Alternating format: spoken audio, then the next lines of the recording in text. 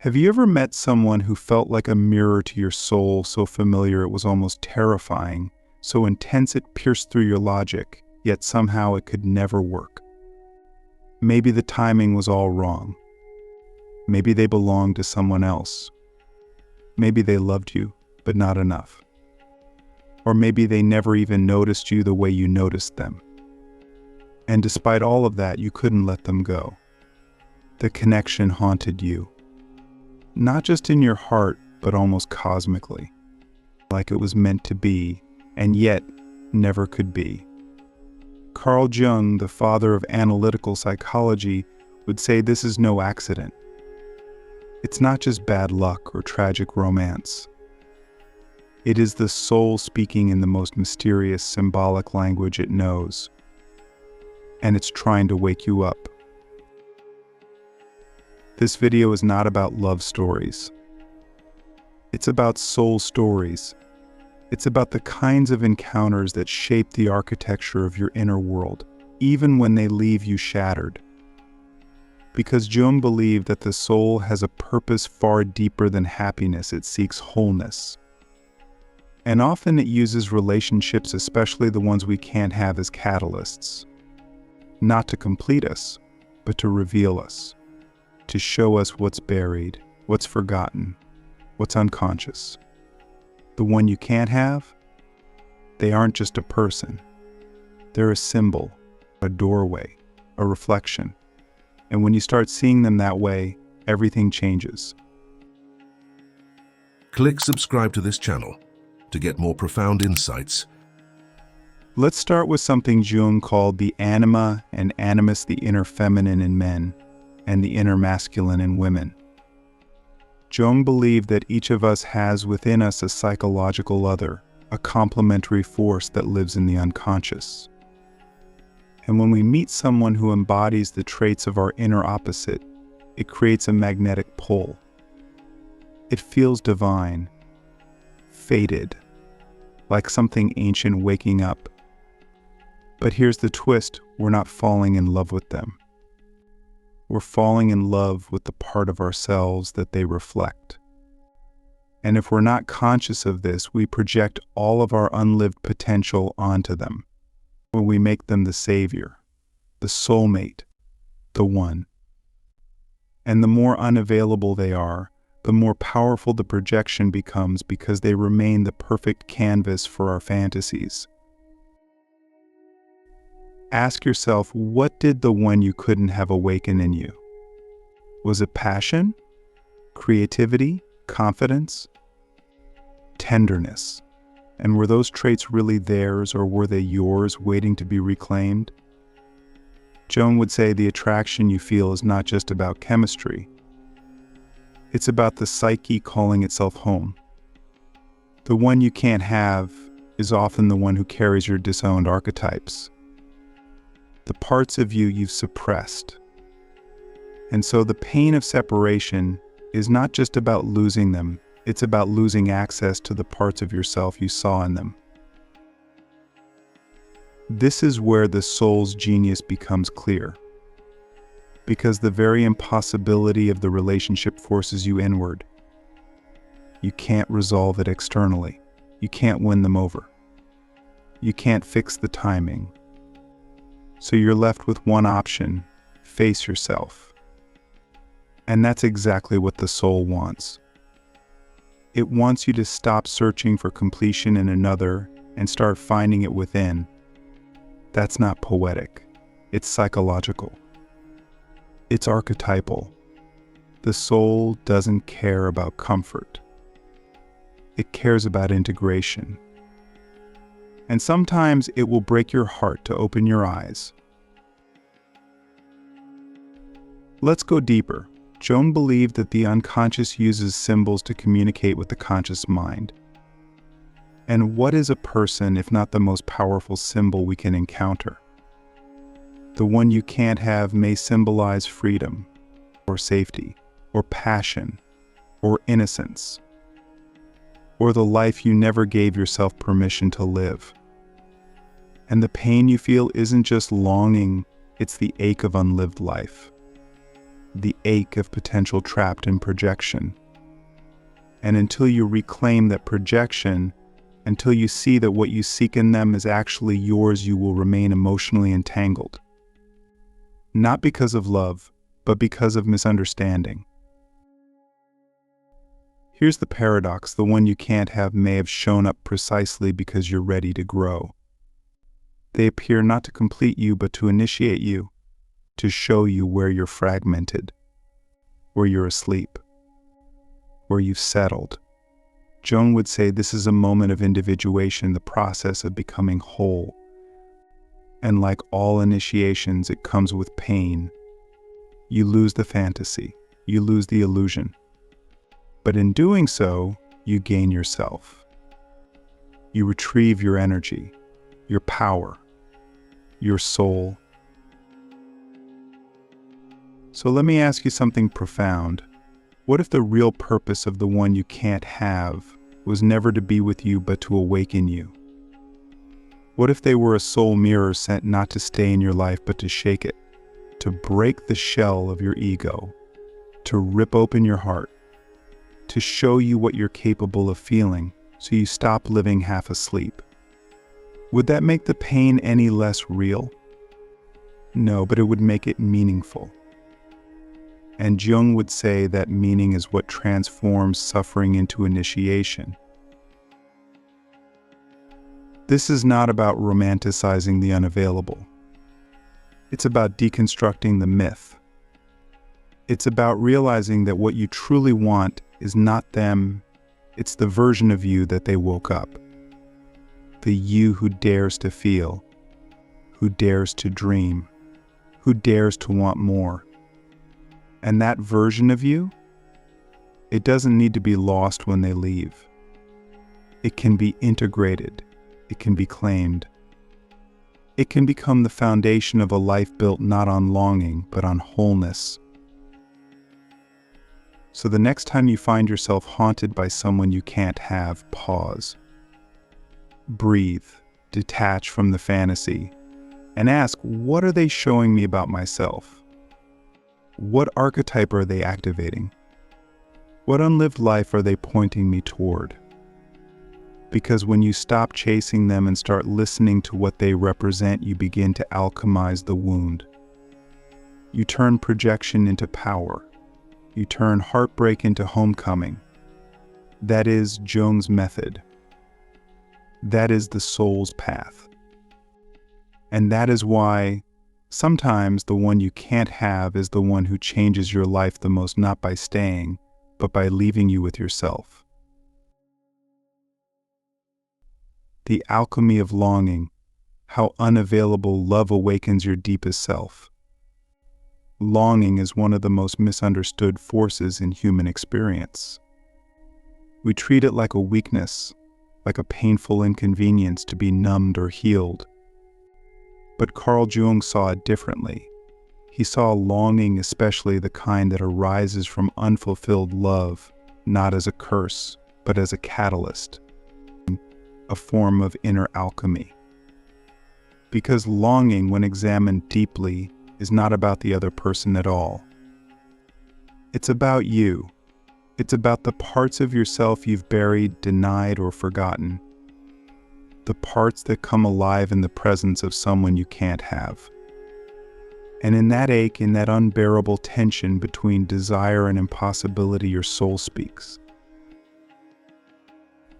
Let's break this down logically, but also mythically. When you long for someone who's unavailable, your rational mind tells you to let them go, to move on. And yet, something deeper holds on.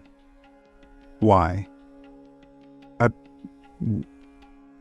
Because what you're actually attached to is not the person, it's the state of being they activate in you.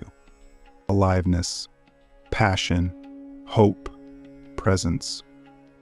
These are not things they give you. These are things they awaken in you. And that awakening is what you're truly afraid to lose. Jung would say, this is a projection, but not in the shallow sense. It's not delusion, it's symbolic. That person becomes an image onto which your unconscious projects your deepest yearning, not just for romantic love, but for wholeness. Ask yourself, what part of me came alive when I met them? And why had that part been sleeping? These are not sentimental questions. They are soul-level diagnostics. They reveal where your energy has been trapped. Maybe you stopped dreaming. Maybe you stopped believing in magic. Maybe you settled for a life that made sense but didn't make you feel. And then they appeared not to rescue you, but to remind you, to say, there is more. And you forgot. When you understand this, the longing becomes sacred. Not because you should cling to it, but because you should listen to it. It's not asking you to chase the person. It's asking you to chase yourself. Jung believed that the energy we give to others, especially those we idealize, is often energy we've disowned. We don't see their beauty. We see our beauty reflected back. We don't see their wisdom, we see the wisdom we crave. And so the work is not to diminish them. It's to reclaim us. To take back the qualities we projected and begin to cultivate them inwardly. If they made you feel inspired, ask, how can I inspire myself? If they made you feel seen, ask, where am I still hiding from my own gaze? If they made you believe in love, ask, what part of me still doubts I am lovable unless someone else confirms it? This is the alchemy of longing. You transmute the pain by extracting the meaning. You extract the meaning by tracing the emotion back to its archetypal root. This isn't therapy. This is mythic psychology. You're not just healing, you're awakening. And what you awaken is not dependent on the person at all. They were the match, but you are the fire. Let's go further. Jung taught that the soul has a teleological nature. It moves toward purpose, toward evolution, and it uses suffering, especially emotional suffering, as a guide. That means heartbreak is not just something to survive. It's something to follow, like a thread in a dark cave. Not because pain is noble for its own sake, but because it leads you home. Imagine that the one you can't have is not the end of your story, but the beginning of your return. Return to your inner world, your inner child, your inner creator, your inner lover. Because that's what they really activated, a memory of your wholeness. Now, here's the hardest part to accept. The longing may never fully go away. And that's okay, because its purpose was never to be extinguished, it was to be refined, matured, elevated. When you stop trying to kill the longing and start using it as fuel for becoming, it transforms. It softens. It becomes less of a wound and more of a wellspring, a source of creativity, of poetry, and of depth. Jung would say that the soul speaks through symbols, and every longing, every unfulfilled desire is a symbol of the divine trying to break through the mundane. And if you're willing to receive it not just as pain, but as invitation, you begin to live on a different frequency. So let's bring this into practice. The next time you feel that ache, the longing for someone who isn't yours, who maybe never was, pause. Don't push it down. Don't dramatize it either. Just ask, what is this feeling pointing to inside me? What am I truly missing? You might discover it's not them. It's your own voice, your own body, your own passion, your own soul saying, come back to me. I've been waiting. Jung believed that we must learn to live symbolically. That means seeing every person, every longing, every heartbreak, not just as an event, but as a message, a meaning. a myth. And the one you can't have, they're not just a lost love. They are a key, a portal, a sacred disruption. And if you walk through the fire they ignited in you, you'll find that the treasure wasn't them. It was always you. Let me ask you one more question and sit with this one deeply. Who are you becoming because of the one you couldn't have? That question doesn't close the story. It opens it. Because once you stop chasing them and start becoming the version of yourself they awakened, you no longer need them to come back. You become the one you've been waiting for. Integration and liberation, how to reclaim the parts of yourself they reflected. There's a haunting truth that Carl Jung uncovered in the depths of the psyche. When we fall for someone we can't have, we aren't just falling into love, we're falling into ourselves. Not the self we know, not the self we show, but the self we've exiled, the self we've forgotten, the self we're terrified to claim. That's why these connections feel like fate, why they linger years after the last word. Because they aren't just people. They're mirrors. They reflect what we've hidden, what we've denied, what we've projected. And the moment you realize that, you stop needing them to come back. Because you understand they were never the destination. They were the map. Jung called this process integration the act of becoming whole by reclaiming the parts of ourselves we've split off. When you meet someone who activates deep emotion, especially someone you can't have, it's often because they carry a piece of you that you lost along the way. Maybe they're bold, and you've been timid.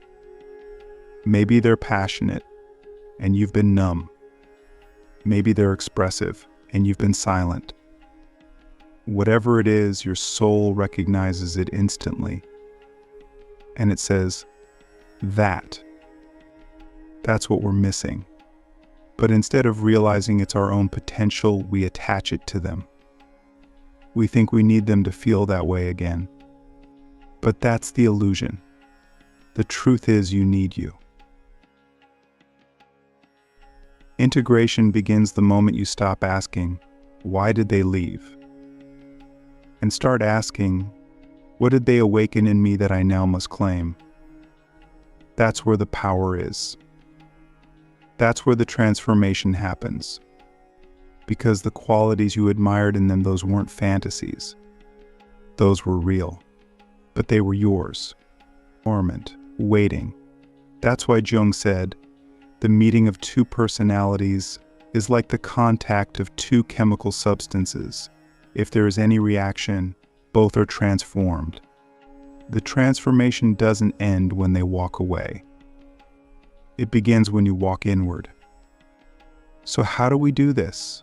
How do we reclaim the parts of ourselves we projected onto someone else?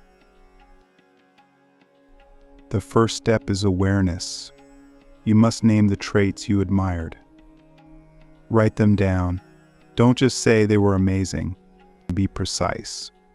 They were adventurous, creative, sensitive, free, ambitious, honest. Then ask, where in my life have I disowned this trait? If they were free and you feel stuck, why? Who told you it wasn't safe to be free? If they were expressive and you're quiet, when did you learn to silence your voice? This isn't about copying them. It's about reintegrating you. You're not trying to become them. You're trying to become whole. The second step is ownership. You must stop waiting for them to reflect that light back to you. You must become the reflector, the source. If they made you feel alive, you must find where your own aliveness is buried. Maybe it's in your art, your truth, your body, your voice, your dream. Maybe it's in the risks you stopped taking, the emotions you stopped feeling, the life you stopped living. Whatever it is, this is your invitation not to go backwards, but to go deeper, to retrieve your soul from the places you abandoned it. Let me ask you a question most people never dare to ask themselves. What if the version of you that existed when you were with them wasn't created by them but revealed by them? And what if that version of you is still here, still alive, still waiting? Would you chase them, or would you finally choose you? The third step is creation. Integration is not just internal, it's active. It's not enough to feel inspired. You must live inspired. You must create from the energy they woke up in you. Start the project. Make the move. Say the truth. Write the book. Paint the pain. Turn the ache into art. That's how you honor the soul message. Not by clinging to the person, but by becoming the person you saw through them. Because that wasn't a fantasy. It was a preview.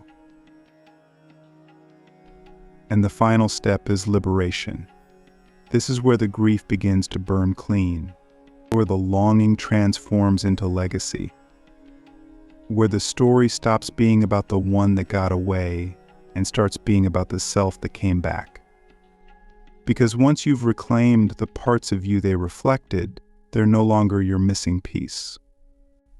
They're just a chapter, a sacred turning point, a soul mirror that shattered the illusion so you could see yourself clearly. Jung believed that our greatest suffering often comes from misunderstanding our projections. We think we've lost someone else, when really we've been shown where we've lost ourselves. And that's not tragedy.